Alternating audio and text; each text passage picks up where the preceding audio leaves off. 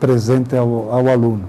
Então ele avalia algumas coisas, uma coisa meio geral, sem entrar muito em detalhe, está tudo bem, continue assim, aquelas poucos chavões, e o aluno se ressente. Eu tenho conversado às vezes com alunos em vários lugares e alguns percebem que o tutor ele é meio formal nesse sentido, pro forma. Então, esse atendimento mais personalizado, isso me preocupa. O acesso hoje aos recursos de web do aluno carente é um dos dilemas. De um lado, a gente quer que ele estude, o projeto, de alguma forma, exige que ele navegue na internet, que ele faça atividades, e a gente resolve dizendo, olha, mas em tal lugar, lá no polo, aí você tem lá a sala, mas a gente sabe que o aluno só vai, se não mora muito perto, só vai naquele polo no dia que tem aula, em dias que tem avaliação. Então, e se ele não tem acesso à internet e em muitos estados, e acredito que aqui também tem muitos alunos que não têm acesso, aí fica um pouco prejudicado o que seria a parte dele de pesquisa, de ir atrás. Ele pode ir nas bibliotecas, mas normalmente já está em lugares onde não tem boas bibliotecas. Essa parte me preocupa um pouco. Precisa ter um controle maior lá da ponta. Como é que está acontecendo essa recepção, essa aprendizagem? A instituição ela cresce muito, é normal. Há uma demanda e há uma competição hoje grande. Você está preocupado com botar as coisas no ar, produzir, acompanhar. Então, esse plantão mais de perto, lá na ponta, vai ficando um pouco frágil.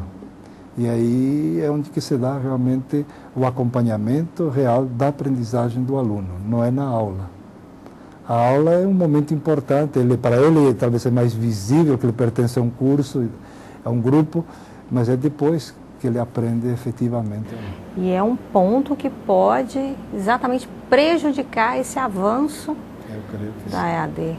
Eu creio. E também, na medida em que esses sistemas como o que vocês têm e outros, eles têm que trabalhar com escala para se tornarem economicamente viáveis, é lógico que quanto mais demanda, mais é um sistema que é praticamente, vamos dizer assim, quase que infinito. Você pode colocar o número de salas que você quiser.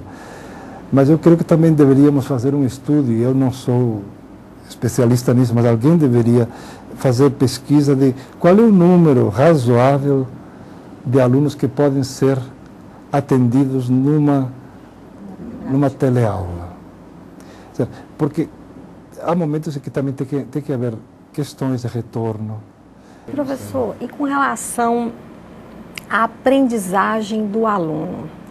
No caso, a gente pegando a televisão, que é a gente trabalha aqui, que é uma das nossas plataformas, acho que é a principal. O nosso aluno, a nossa geração é acostumado com a televisão, mas para entreter. Né? E quando ele parte, vai assistir uma aula, 4 horas de aula pela televisão. Como é que o senhor vê essa aprendizagem? Nossos alunos já estão adaptados ou estão ainda aprendendo a ver essa mídia? Um dos grandes problemas que o Brasil não soube resolver até agora é que tem uma televisão comercial tão interessante, pelo menos para entretenimento, para o grande público, mas depois na educação nós nos perdemos por mil questões, seja de continuidade, de gestão, políticos, etc. Nossas TVs educativas que foram criadas para isso falharam seriamente. Então, a televisão, ela, com algumas exceções, alguns momentos, ela foi uma mídia que estava pronta para a educação à distância e foi muito mal utilizada. O que nós fazemos agora é uma teleaula, que é um pouco misto de televisão. Algumas produzem mais a aula, outras fazem uma aula ao vivo, com alguma ilustração, mas no fundo é mais uma palestra com alguns recursos.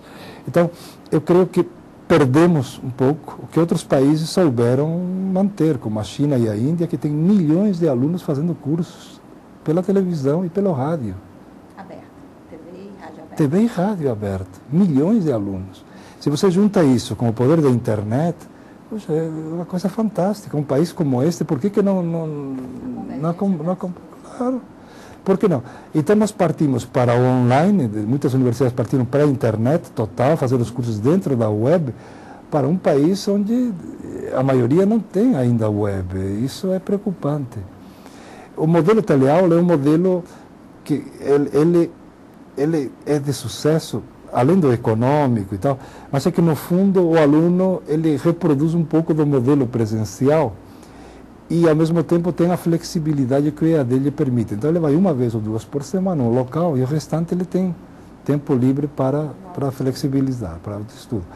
Então ele não fica também tão sozinho como nos cursos tradicionais à distância. Ele encontra um grupo, ele tem um grupo.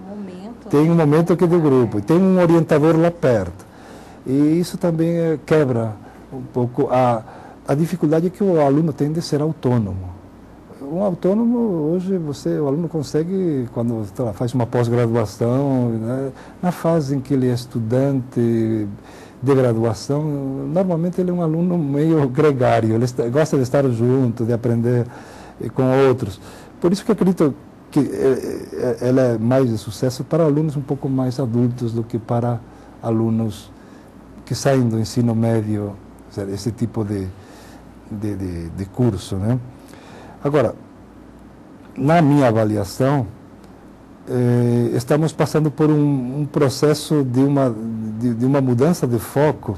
Todo esse modelo de teleaula, ele começa a ser aplicado ao presencial. O que quer dizer? Os mantenedores também perceberam que é um modelo econômico. Por que eu vou ter um professor para cada 30 alunos se posso ter um? Eu tenho, por exemplo, várias salas, tenho em vários campi, posso ter um professor para vários grupos ao mesmo tempo. Então, esse modelo, ele é tentador como um modelo viável economicamente aplicado ao presencial. E é um dos pontos também de discussão, principalmente para os profissionais da área de educação, como a gente viu hoje na palestra com a pedagoga, preocupação com questão de mercado, reserva de mercado.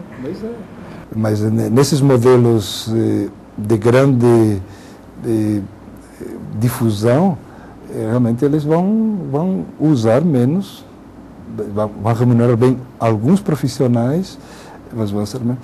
E me preocupa que no presencial se vá por aí excessivamente, que eu creio que podemos combinar esse modelo com algumas aulas magnas, mas depois tem que ser outro tipo de modelos flexíveis, o aluno aprendendo através da rede, com tutor.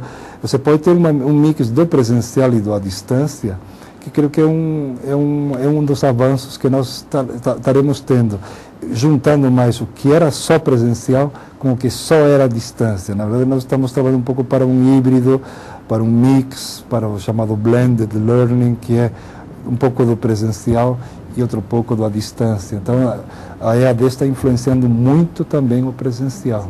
Isso, para mim, é dos fenômenos novos. A figura do professor muda, inclusive no presencial. Também, e porque muitos do presencial mudam porque estão fazendo EAD. Depois, quando voltam para o presencial, querem fazer algumas coisas no presencial que eles fazem no EAD. Então, se preocupa mais com o texto, se preocupa mais com atividades e também com orientar mais do que ficar dando aula expositiva.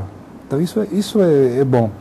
Se o MEC parece que está passando de limitar o que era 20% de atividades à distância para 40%, se for nessa direção como parece, na verdade, com 40% de atividades à distância, o curso é à distância, porque você já tem estágio que não é presencial. Se você soma a carga horária, vai dar de 60% até mais por cento à distância, o restante presencial.